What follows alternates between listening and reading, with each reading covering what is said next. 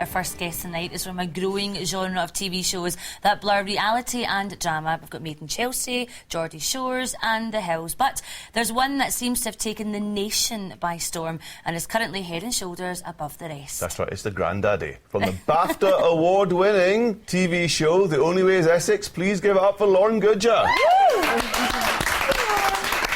Now, Lauren, BAFTA award winner, it's been, what, a couple of weeks now? Has that sunk in yet? No, it's mad, absolutely crazy, but yeah, it's a great privilege, so it's a good thing, yeah. I think, I mean, especially at the BAFTAs, you're in a room full of people who like to think they make, you know, good, serious television. Yeah. That was the one that was kind of nominated by the viewers. That must have made it even more special because it's the viewers that do the talking. Yeah, that's the thing. I think, obviously, we're not actors or actors, you know, it's a reality TV show, but I think it's just hit off and been amazing, so it's a really nice feeling as well to be voted to win, so that's a good thing. Because like you say, you're the popular choice, the people's choice, so did you go up to the Cranford guys and go, whatever, flicking the beads and all that? No, did you keep your decorum? Must have been a good night, yeah, it was a good night. I think I felt a bit like, oh no, should we be the winners? But I think, you know, we're proud to win, and, you know, we're just happy to sort of have a BAFTA, really, so... Well, you want to pick up something you mentioned there, because you said we're not actors and actresses. I mean, yeah. How much of the show really is scripted and how much of it is actually based on things that happen to you guys? It's not scripted, it's a reality TV show, but it's sort of like a drama soap as well. So,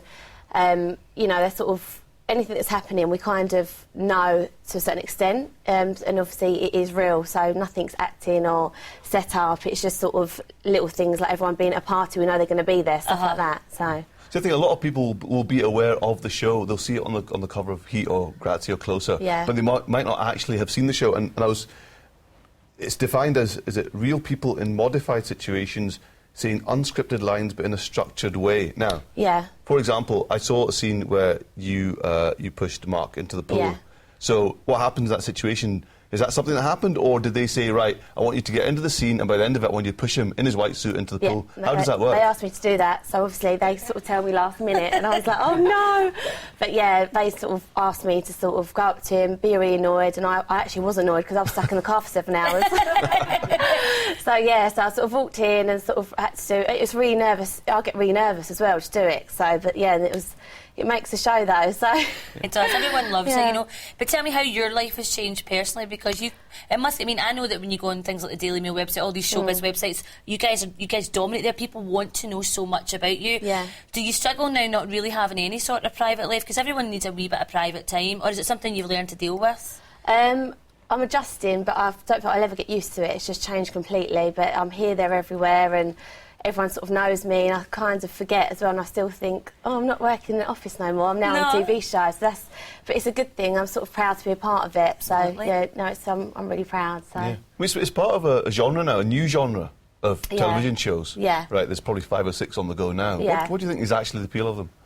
I just think people get it, and they can relate to us, and I think it's not like a set-up, sort of like a EastEnders people love, but we are real, and people get us in that way, you know. But I'm Lauren, that's my character, I'm a real person, I'm not going on a show and being Kelly, do you know what I mean? So that's what people love about it, So tell me about the other shows then, because you always see the kind of Twitter riot, everyone's fighting about whether it's Made in Chelsea or whatnot. Yeah. Do you watch the other shows? Do you kind of like to see what they're up to? I have briefly, I'm just so busy.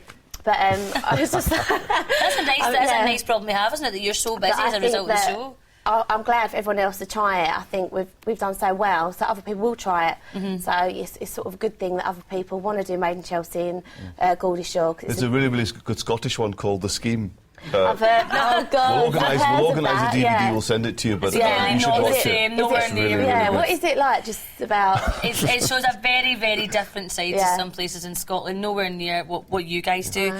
The new season kicks off in September. If someone turned around and said to you tomorrow, Lauren, listen, we've got a movie, we'd love you to star in it, would you consider going along and doing it now? But is acting something you would like to get into? I'd love to do that, yeah, definitely. Being a film, I'd have to have some lessons how to act, though. It is. I mean, I think people are being really snobbish about it, because what you're doing is really acting. I mean, they're not giving you a script, you are having to improvise emotions, and it's coming across. Yeah, definitely. It is real. It's like me crying is how I'd feel. I'm not an actress, but I'm sort of getting used to doing little things and saying it again, what I've already said, and sort of going over it. But And the other cast members, you know, you've got Amy and everyone else. Do you guys actually get on? Do you spend time together, or is it really just a kind of work thing when you see them for the show? I've got to know them through the show. I didn't know them before, but now we are. Some of us are friends, and some of us are sort of quite civil with, but I don't know them that well. So I like the way you said quite civil with. That was respectful. But it is like a big, massive girl or boy band, isn't it? It's almost like someone put Blazing Squad together and they didn't know each other. Yeah, they sort of all work together. But so you can't possibly all like each other. No, to be honest, I don't spend that much time with them. I film with Mark, Arj and the people that I know. Yeah. So they wouldn't put me in a situation where if I didn't really know them. I've got to know Amy, I didn't know her before, and I do a bit of film with her, but... So tell us about life for you now. You were in Scotland because you were presenting an award last night at the Scottish Hair Awards. How was that? Do you enjoy doing those kind of events? Yeah, definitely. It was obviously because my town was there and stuff, so I got to...